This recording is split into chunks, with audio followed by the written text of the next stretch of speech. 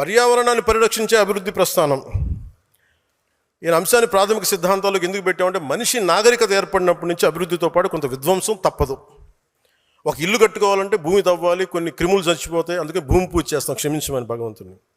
అందుకే జనసేన తీసుకునేది green activism, not militant green activism. It has to be regulated. మన అవసరాలు తీర్చుకోవాలి, కానీ ఆ అవసరాలు ప్రకృతిని పూర్తిగా నాశనం చేసే విధంగా ఉండకూడదు. మనం తిండి గింజలు పండించాలి, ఇల్లు కట్టుకోవాలంటే కొంత భూమి తవ్వాల్సిందే. సంస్కృతిలో భూమి పూజ చేస్తాం, శాంతి పూజ చేస్తాం. ఒక తలుపు, ఒక ఫర్నిచర్ చేయాలి, కుర్చీలు కావాలంటే ఒక చెట్టు నేను నరకాల్సి రావచ్చు.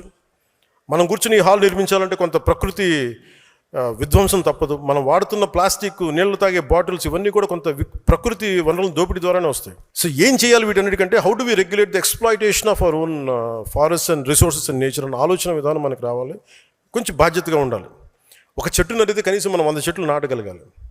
మనం చాలా విషయాలు తిరిగి తెచ్చుకోగలం, కానీ తాగే నీళ్లు, స్వచ్ఛమైన గాలి ఒకసారి కలుషితమై తిరిగి తెచ్చుకోవడం చాలా చాలా కష్టం.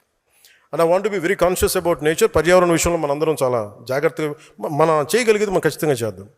ఒకవైపు పుణ్యం వస్తున్న నదుల్లో స్నానం చేస్తాం, లేదంటే అదే నదుల్లో మరోవైపు మురుగు కాలువలు కలిపేస్తున్నాం. మన ద్వారా మన దగ్గర అవగాహన లోపించింది. ఆ పర్యావరణాన్ని పరిరక్షించిన బాధ్యత జనసేనలోని ప్రతి ఒక్కరికి రావాలి, తద్వారా సమాజానికి వెళ్ళాలి. అలాగే కొన్నిసార్లు యురేనియం లాంటిది అవసరం అవుద్ది, ఎంత జాగ్రత్తగా తీయాలి, ఎంత బాధ్యతగా వెళ్ళాలనేది కూడా భవిష్యత్తులో మనం చూసుకుంటూ ఉండాలి.